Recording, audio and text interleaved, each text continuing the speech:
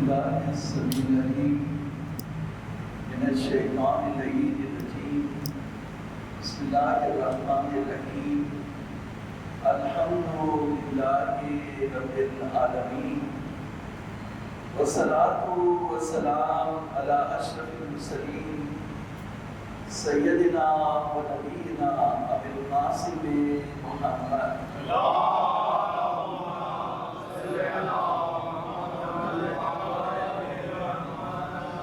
وعلى أهل بيته الطيبين الطاهرين واللعنة الدائم على أعدائهم أجمعين وقد قال الله تبارك وتعالى يا أيها الذين آمنوا كتب عليكم الصيام كما كتب على الذين من قبلكم لعلكم تتقون.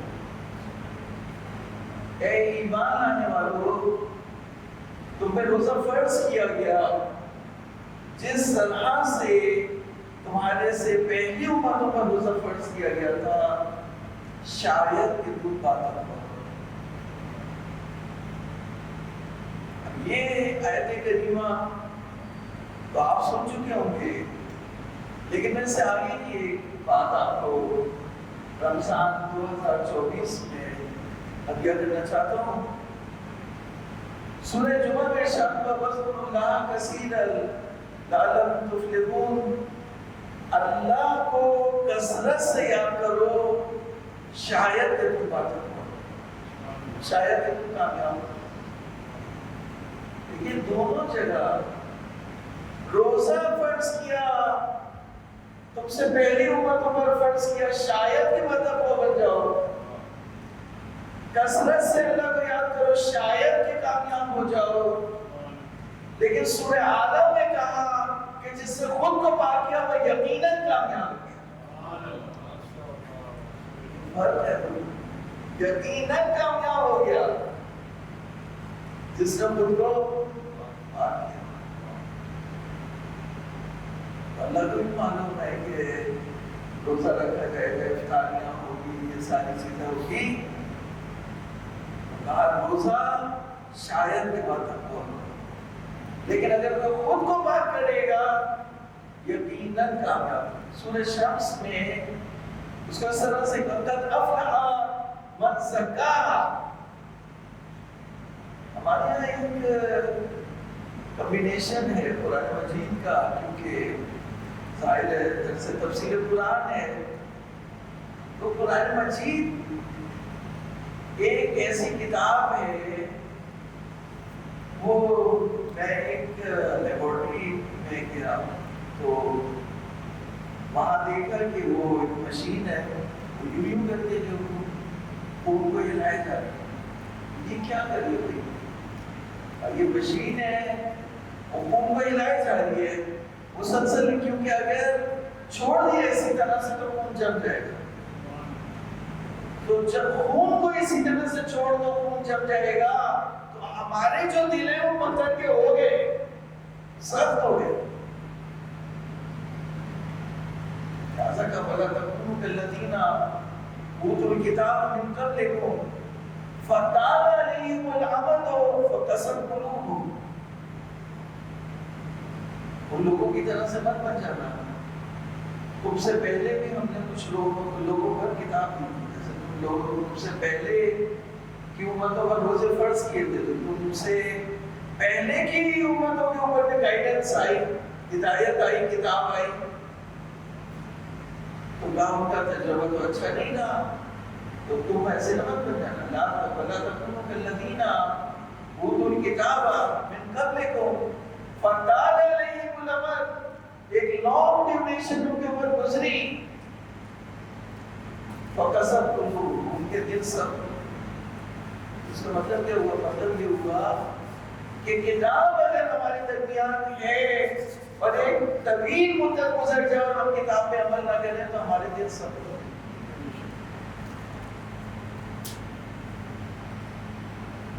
یہ جو واعظ اور نصیحت اور قرآن کی بجلی سے، قرآن کی حرارت سے ہم اپنے دلوں کو اور معصومین علیہ السلام اور امام حسین کی مجلس میں گریا کر کے ہم اپنے دلوں کو نرم کرتے ہیں. سب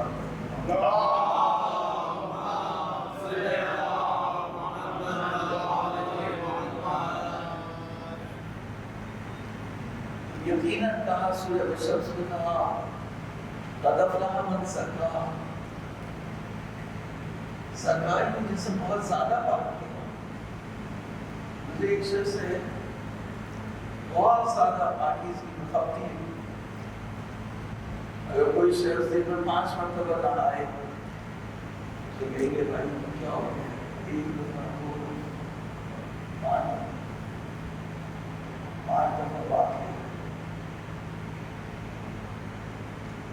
انسان 5 دفعہ نماز پڑھی. یہ نماز سے پہلے میں عرض کروں کہ قد افلح من تزکیٰ کی معنی اگر آپ کو اجازت ہو ایک مرتبہ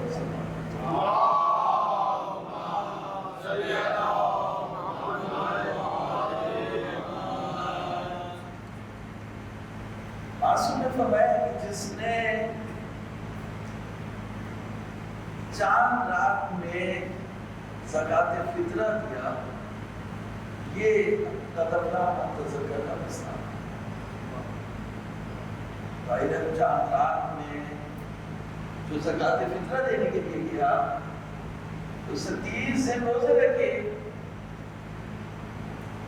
نمازیں پڑھی، مناجات کی، استغفار کیا، کتاب پڑھی، روزے رکھے، یہاں تک کہ جب چاند رات آئی تو اس نے اپنا پیسہ نکالا اور جو غریب رشتے دار تھے ان کو یہ فطرہ دینے کے لیے.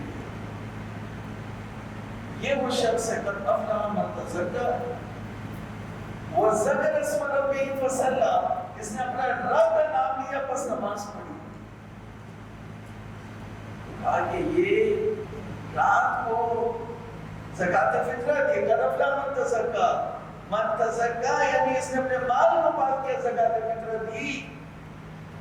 صبح یہ نماز عید کے لیے نکلا، اللہ اکبر اللہ اکبر علی ما ہدانا والشکر له علی ما عافانا. یہ اللہ اکبر کہتا ہوا عیدگاہ تک گیا، وہاں اس نے نماز پڑھی. یہ تفسیر ہے قد افلح من تزکیٰ وذکر اسم ربہ فصلی، اپنے رب کا نام لیا بس نماز پڑھی. جیسے امام علی بن موسیٰ رضا علیہ السلام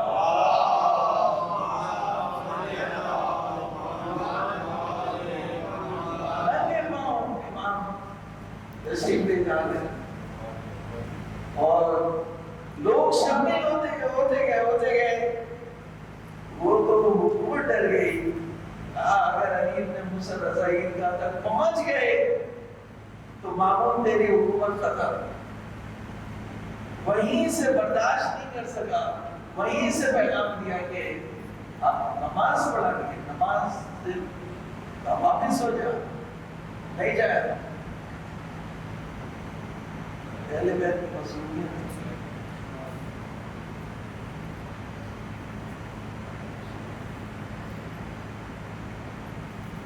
تم قد افلح. دیکھیے میں نے آپ کو پینشن دیا دونوں کا، روزہ رکھو گے شاید کہ تم بات کو جب پریزگار کثرت سے اللہ کو یاد کرو گے شاید کہ تم کامیاب ہو جاؤ. لیکن اگر خود کو بہت زیادہ پاک کرو گے، اپنا احتساب کرو گے، جو انسان کے اپنے اندر چیزیں ہیں، گند ہے، جب تک اس کو صاف نہیں کرے گا، اگر اس کو کوئی صاف کرے گا تو وہ یقیناً اللہ کی کتاب کہہ رہی ہے کہ یقیناً کامیاب ہے. کامیاب نہیں ہو جائے گا، کامیاب ہے. یہ قد میرے ماضی کے اوپر، پاسٹ ٹینس کے اوپر جب آتا ہے تو تحقیق کے معنی دیتا ہے، یہ شک ختم ہو جاتا ہے. یقیناً کامیاب ہو گیا جس نے اپنی خود احتسابی کا سفر شروع کر دیا، جس نے بہت زیادہ خود کو، کیونکہ ساری مشکلات انسان کے اپنے اندر ہے. ایک ایک آیت کریمہ جو سورہ 3 کی اللہ رب العزت نے وہاں 4 قسمیں کھا کے بیان کیا. ہم لوگ کیا کرتے ہیں کہ قرآن مجید سے اپنے مطلب کی آدھی بات لے لی، باقی جدی کو چھوڑو. ایک مشکل ہے. اب آپ نے سنا ہوگا کہ والتین ہے والزیتون ہے وطور سینین وہذا البلد الامین لقد خلقنا الانسان فی احسن قسم تین کی، قسم انجیل کی اور زیتون کی، اور اس پہاڑی کی جس پر موسیٰ کلیم اللہ کے قدم آئے، اور اس شہر کی جس میں حبیب کبریا حضرت محمد مصطفیٰ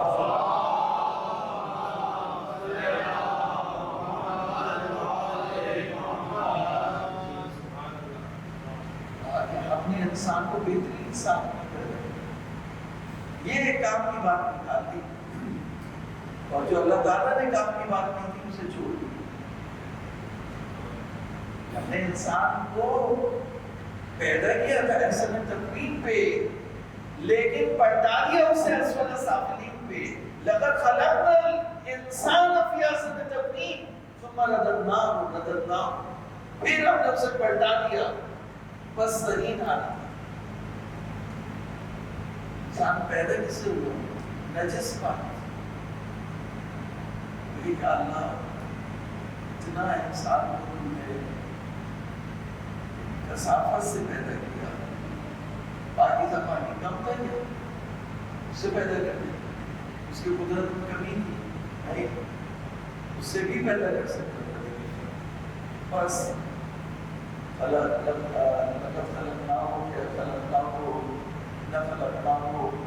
من ماء مہین، بس پانی سے انسان کو پیدا کیا، نجس پانی. پھر اس کے بعد رحم مادر میں اس خون سے انسان کو غذائیت دی جو نجس ترین خون. جیسے یہ وہ زنجیر میں مسئلہ پوچھتے تو لگ گیا خون، پھر ہم سے کہا وہ تو معفو ہے نماز پڑھ سکتے، لیکن خون حیض کا ایک قطرہ بھی اگر لگ جائے نا چھیٹا بھی کسی کپڑے کے اوپر کسی جگہ کے اوپر تو اس میں نماز پڑھ سکتے. نجس ترین خون سے انسان کی غذائیت فراہم کی. پھر انسان 4 نجاستیں انسان کیری کرے اس کے ساتھ.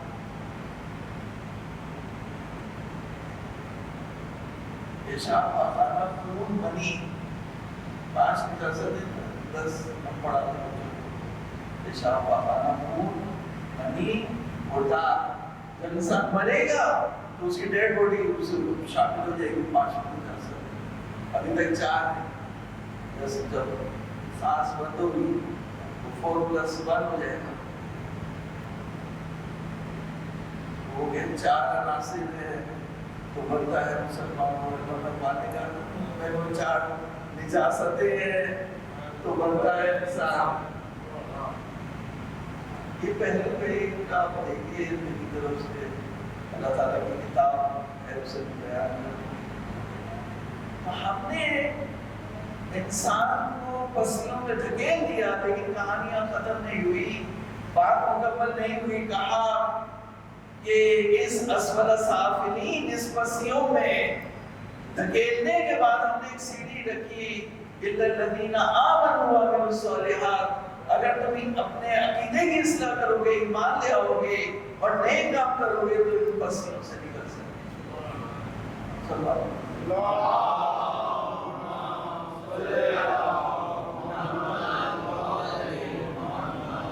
الذین آمنوا وعملوا الصالحات. تو اگر ایمان اور عمل صالح نہ ہو، اب یہ جو میں نے جہاں تک یہ باتیں کر دی، جتنی نجاستوں سے انسان کو بنایا، ہر چیز جو انسان سے نکل رہی ہوتی ہے اس میں اسمیل ہوتی ہے، پسینے سے لے کر وہ حضور کا پسینہ اور تھا، لیکن ہمارے پسینے سے تو کوئی برداشت نہیں کر سکتا ایسا، پسینے میں اسمیل ہوتی ہے۔ انسان کو زندہ رہنا چاہیے، لیکن کہا یہی ہے انسان کہ تو اپنی پاکیزگی کا سفر دے، تو اپنے آپ کو پاک کر۔ رب العزت نے تیرے سامنے ایک کینوس رکھا ہے، تجھے پسیوں میں دھکیل دیا، لیکن تجھے پاکیزگی کا، تجھے تزکیہ نفس کا، تجھے کمالات کا سفر طے کرنا ہے، تزکیے کا سفر طے کرنا ہے، اپنے آپ کو پاک کرنا۔ تو کیسے پاک کرے گا انسان اپنے آپ کو؟ کہا کہ تو اس برتر پروردگار کی پاکی بیان کر، جب تو اس کی پاکی بیان کرے گا اور محمد اور ان کی آل پر کثرت سے درود بھیجے گا،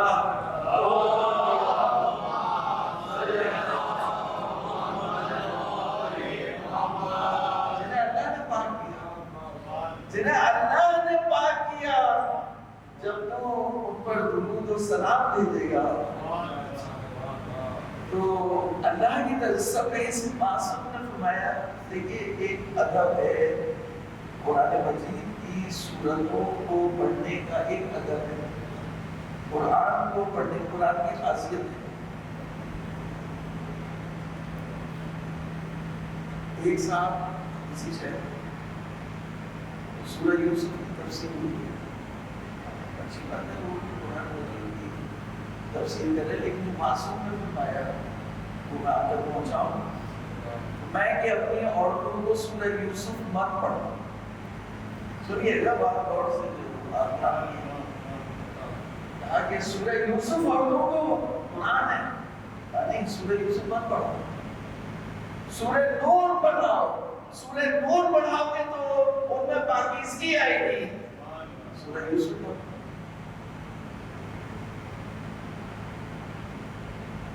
اس کا مطلب کیا ہوا؟ خاصیت وہ بھی سورہ یوسف بھی قرآن، ہمارے لیے تو وہ بھی قرآن اور یہ بھی قرآن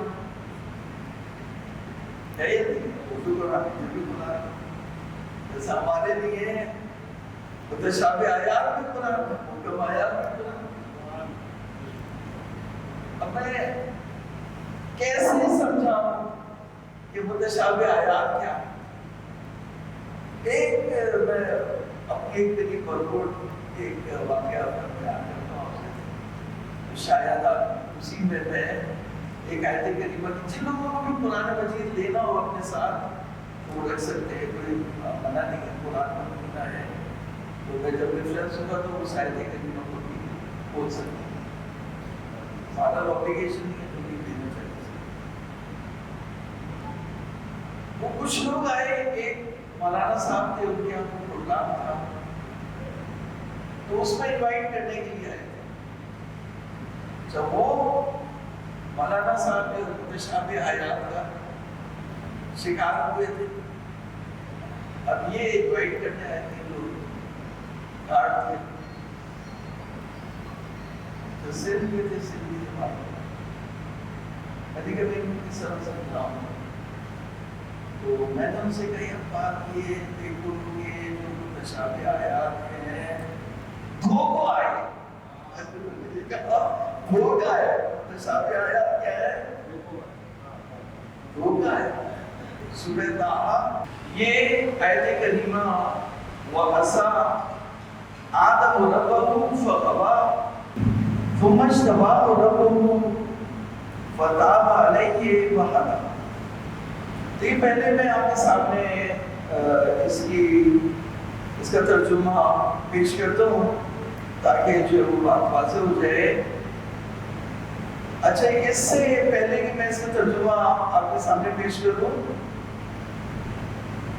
اللہ رب العزت نے اپنی کتاب میں یہ بیان فرمایا کہ جن لوگوں کے دلوں میں کھوٹ ہے وہ متشابہ آیات کو چپک ہے، وَالَّذِينَ فِي قُلُوبِهِمْ زَيْغٌ فَيَتَّبِعُونَ مَا تَشَابَهَ مِنْهُ ابْتِغَاءَ الْفِتْنَةِ وَابْتِغَاءَ التَّأْوِيلِ، جن کے دلوں میں کھوٹ ہے وہ تمام آیتوں کو چھوڑ کے متشابہ آیات کے پیچھے پڑ جائیں گے تاکہ فتنہ پھیلا سکے اور اپنی من پسند تعبیریں کر سکے۔ وَمَا يَعْلَمُ تَأْوِيلَهُ إِلَّا اللَّهُ وَالرَّاسِخُونَ فِي الْعِلْمِ۔ دیکھیے یہاں پر جو کہا کہ آدم نے اپنے رب کی نافرمانی کی، اب انہوں نے ترجمہ کیا اپنے رب کے حکم میں کوتاہی کی تو غلطی میں رہ گئے، پھر ان کے رب نے انہیں برگزیدہ کیا اور ان کی توبہ قبول کی اور ہدایت۔ یہ ایک متشابہ آیات کا ایک نمونہ میں نے آپ کے سامنے پیش کیا کہ حضرت آدم صفی اللہ اور انبیاء علیہ السلام معصوم ہوتے۔ ہمارا عقیدہ یہ تو آپ اپنا عقیدہ چینج کریں کہ آپ یہ کہیں کہ 1,24,000 جو نبی ہیں وہ معصوم ہیں ماں سوائے حضرت آدم۔ حضرت آدم معصوم ہیں۔ یہ ایک متشابہ آیت کریمہ کی وجہ سے آپ اپنے عقیدے کو خراب کریں۔ اچھا یہاں پہ کیا ہے؟ یہاں پہ میں آپ کو بتانا چاہتا تھا آدم نے اپنے رب کی نافرمانی کی، یعنی ایک بات نہیں مانی۔ اس کے بعد لفظ استعمال ہوا غوا، وَعَصَىٰ آدَمُ رَبَّهُ فَغَوَىٰ۔ اچھا غوا سے ایک ملتا جلتا لفظ ہمارے اردو میں بھی استعمال ہوتا ہے اغوا، جس ہم کہتے ہیں بچوں کو اغوا کر لیا۔ تو غوا کا مطلب یہ ہوتا ہے کہ ایک انسان جیسے وہ پھنس جائے اور وہ ترقی کے راستے سے ہٹ جائے، کمال کے راستے سے ہٹ جائے، جس میں اس کی بہتری تھی اس سے ہٹ جائے، تو اس کو بولتے ہیں غوا۔ غوا کا جو یعنی اپوزٹ ہے، غوا جو ہے وہ گمراہی کے معنوں میں نہیں ہے، غوا ہدایت کا، غوایا جو ہے وہ ہدایت کا اپوزٹ نہیں ہے۔ ہدایت کا اگر اپوزٹ ہوتا تو گمراہی ہوتی۔ تو یہاں پر جو کہا وَعَصَىٰ آدَمُ رَبَّهُ فَغَوَىٰ ثُمَّ اجْتَبَاهُ، پھر اللہ تعالیٰ نے ان کو برگزیدہ کیا، اجتبا تو اصطفیٰ جسے ہم کہتے ہیں مصطفیٰ بندے، اللہ تعالیٰ نے ان کو چن لیا۔ تو اسی طرح سے اجتبا بھی چننے کے معنوں میں ہوتا ہے، لیکن ایک مرتبہ ایک شخص خود آ جاتا ہے اور اسے آپ منتخب کر لیتے ہیں، اسے مصطفیٰ کہتے ہیں۔ اور کسی کو آپ جائیں کہیں سے لے کے آئیں کھینچ کے اور پھر اسے منتخب کریں تو اسے مجتبی کہتے ہیں۔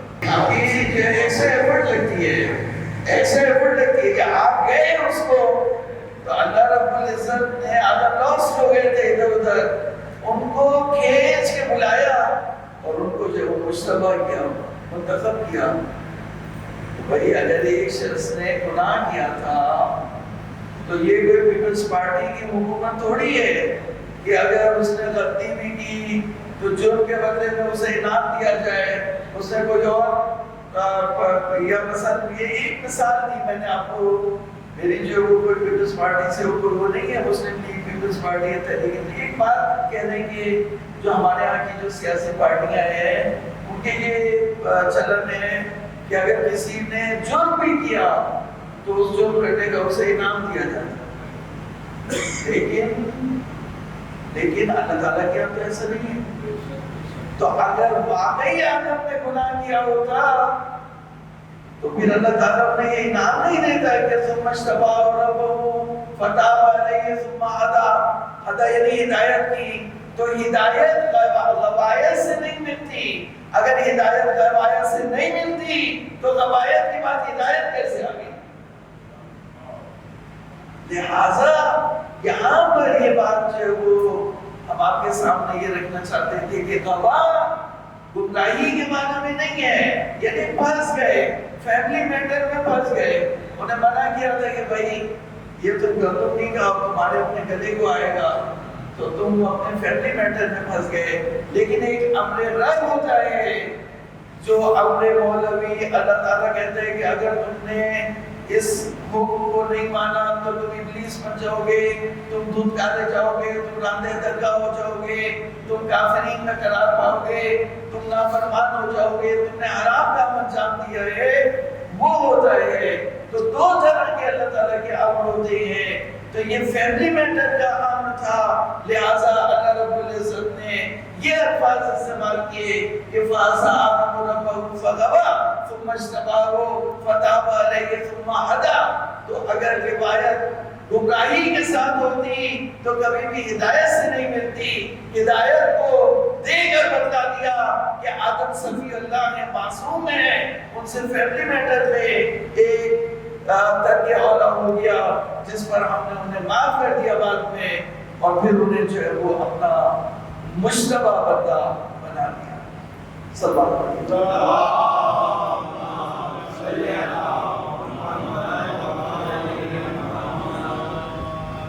تو دیکھیے یہ میں نے آپ کو ایک چیز ہدیہ کی، اور آج کے درس میں ایک اور چیز ہدیہ کروں کہ قرآن مجید پڑھنے کا ادب ہے۔ قرآن مجید بغیر معلم کے، بغیر ٹیچر کے نہیں ہو سکتا۔ اس طرح سے صراط مستقیم انسان کامل ہے، وہ انسان ہے، صراط مستقیم وہ انسان ہے جن پر نعمت نبوت و ولایت اتری، وہ لوگ جن پر تیری نعمت اتری۔ کل انشاءاللہ سورہ حم کی بھی یہ صراط مستقیم کی تفسیر آپ کے سامنے پیش کریں گے۔ ایک جملہ میں نے یہاں پہ بیان کر دیا، میں ایک ادب سورہ رحمان پڑھنے کا آپ کی خدمت میں ہدیہ کروں اور ایک شرعی مسئلہ بیان کر کے آپ کی سہمتوں کو تمام کروں۔ ایک مرتبہ ماہ مبارک کے رمضان کی ان مبارک اور مقدس راتوں میں ہماری اس مجلس کی نورانیت کے لیے بلند تر سر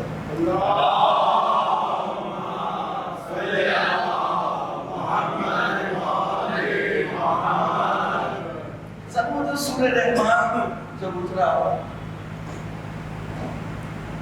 تو حضور نے انسانوں کو پڑھ کے سنایا، سن لیا۔ جب جنات کو پڑھ کے سنایا تو اس میں یہ ریپیٹ ہو رہا تھا جملہ، اب یہ آلائے ربکما تکذبان 32 ٹائمز ریپیٹ ہوا۔ تو جو جنات تھے وہ یہ بولنا شروع ہو گیا، لا بشیء من آلاء ربی اکذب، لا بشیء من آلاء ربی اکذب، میں اپنے رب کی کسی بھی نعمت کو نہیں جھٹلاتا ہوں۔ وہ جیسے جیسے ریپیٹ ہوتا تھا وہ ریپیٹ کرتے گئے، تو حضور نے فرمایا لوگوں سے بعد میں کہ تم سے اچھے جنات نہیں، ہم نے بھوکے بہروں کی طرح سے سن لیا، اور وہ رسپانس جو کرتے رہے کہ لا بشیء من آلاء ربی اکذب۔ تو معصوم نے فرمایا کہ انسان سورہ رحمان اس طرح سے پڑھے کہ جب بھی وہ اس جملے پہ پہنچے فَبِأَيِّ آلَاءِ رَبِّكُمَا تُكَذِّبَانِ، تو وہ یہ کہے کہ میں اپنے رب کی کسی بھی نعمت کو نہیں جھٹلاؤں گا۔ تو جو انسان 32 مرتبہ اپنی زبان سے یہ کہے کہ میں اپنے رب کی کسی بھی نعمت کو نہیں جھٹلاؤں گا، پھر اسی سورہ رحمان مکمل ہو، تو یہ سورہ رحمان اس نے پڑھی، اگر اس کے بغیر پڑھی تو نہیں پڑھی۔ محمد علی محمد صلی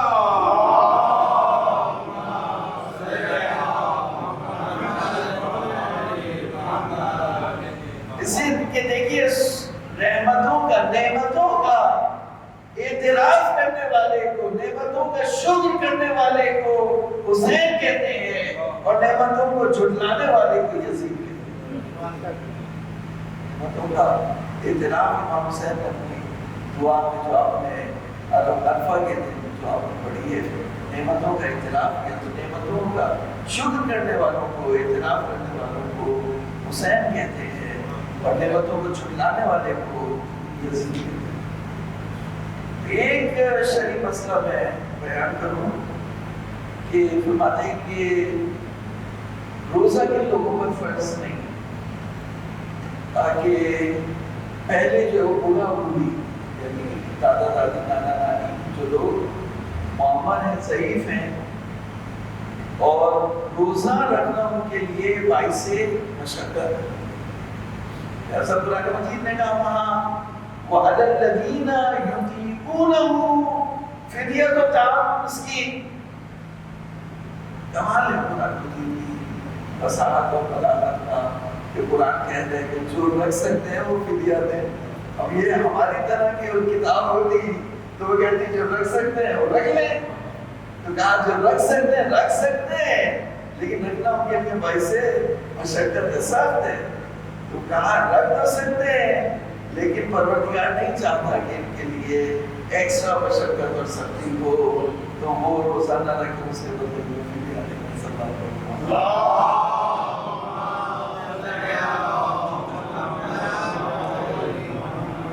میں دوسرا وہ شخص ہے جو سولے داش ہے یہ ضرورت سے زیادہ پانی کی کمی کا شکار ہے جس میں پانی کی کمی ہے. اب کڈنی پیشنٹ ہے یا کسی اور وجہ سے کڈنی کا مسئلہ ہے کیا ہے مطلب پانی کی کمی کا شکار ہے بہت زیادہ پیاسا ہوتا ہے تو یہ بھی روزہ نہیں رکھے گا فدیہ دے گا. تیسری حاملہ خواتین ہیں اگر وہ روزہ رکھے تو ان کے حامل کو یا انہیں نقصان کا اندیشہ ہے تو یہ بھی فدیہ دے گی اور بعد میں جب پریگننسی ختم ہو جائے تو قضا کرے گی. چوتھی جو دودھ پلانے والی مائیں ہیں اگر وہ روزہ رکھے تو دودھ کم ہو جائے گا انہیں یا ان کے بچے کو نقصان ہوگا تو وہ روزہ نہیں رکھے گی بعد میں وہ روزے کو قضا کرے گی اور فدیہ بھی دے گی. پانچواں وہ شخص ہے جو اس رمضان سے رمضان 2023 سے رمضان 2024 تک مسلسل بیمار رہا تو یہ بھی جو وہ روزہ نہیں رکھے گا بلکہ یہ فدیہ دے گا. تو فدیے کے لیے کہتے ہیں کہ ہر روزے کے بدلے میں 3 پاؤ آٹا یا 3 پاؤ گندم دے گا جو ایک مہینے کا یا پورے سال کا جو فدیہ ہوگا وہ 22.5 کلو آٹا اگر وہ دے دے تو پورے مہینے کا پورے سال کا جو فدیہ ہے وہ ادا ہو جائے گا.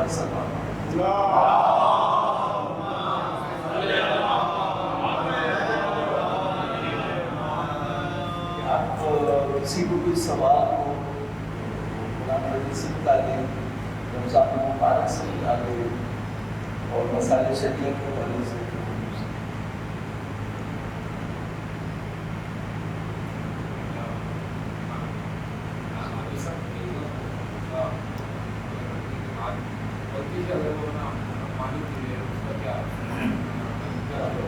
سے اگر پانی پی لے تو کوئی مسئلہ نہیں ہے. اگر انگلی سے پانی پی لیا تو اس سے روزہ پانی نہیں. اور مومن کی طرف سے فدیہ ادا کیا جاتا ہے اور مومن کی طرف سے بھی فدیہ دے سکتے ہیں ان کی طرف سے قضا بھی کروا سکتے ہیں فدیہ بھی دے سکتے ہیں ان کی طرف سے جو بھی اپنے والدین کی طرف سے نیکی کرنا چاہیں ان کی تمام چیزوں کو ادا کرنا چاہیں تاکہ ان کی منزل آسان ہو کر سکتے.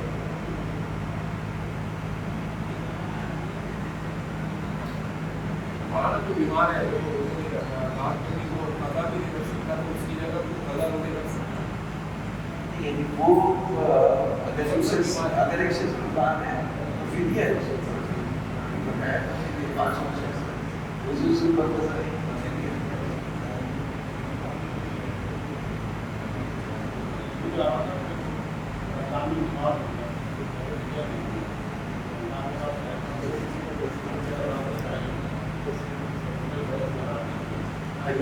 جو جب روزہ فرض ہونا تھا جب روزہ فرض ہوا تو تب تک وہ بیمار تھا اور اس سے فدیہ دے دیا تو بظاہر جو ہے وہ اس کا وہ ہو گیا. اس کے بعد اگر وہ ہوا تو اگلے رمضان میں یہ والا حساب تو ہو گیا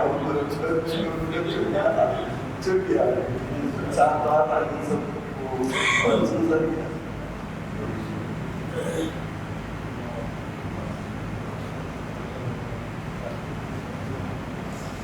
اللهم صل على محمد وعلى محمد واجعل فرجهم سب مل کے اپنے امام اور مولا اور آقا ہم سوانح کی صحت و سلامتی کے لیے دعا پڑھیں گے. اللہ قبول کرے.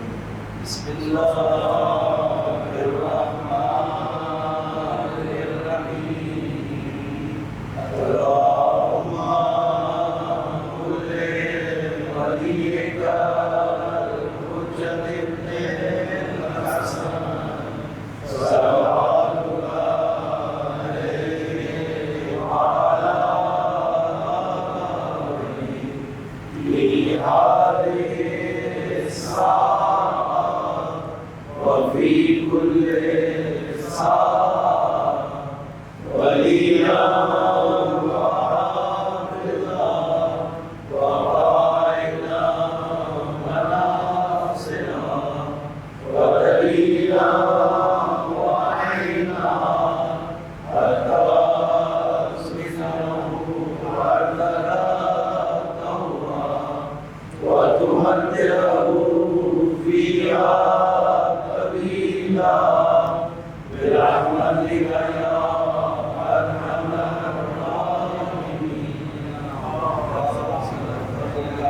امام کے طفیل آپ کی سب کی ہماری سب کی مددوں کو قبول فرمائے، ہماری سب کی پریشانیوں کو دور فرمائے، ہماری سب کی روزی میں وسعت عطا فرمائے، ہم سب کو دوزخ کی آگ سے آزاد کرے، ہمارے گناہوں کو معاف فرمائے. امام کے طفیل ہماری تمام شکست کو کامیابی اور فتح میں تبدیل کرائے. امام کے طفیل ہمیں دنیا اور آخرت کے ساتھ دے فرمائے. اس ماہ مبارک رمضان میں ہمیں دوزخ کی آگ سے آزاد کر دے، ہماری تمام پریشانیاں دور کر دے. جو مومنین یہاں موجود ہیں جو دلی حاجات ہیں بڑھ لا، جو بیمار ہیں انہیں شفائے کامل عطا فرما، جو قید ہیں انہیں رہائی عطا فرما. مقدس امام زمانہ کو صلی اللہ علیہ وسلم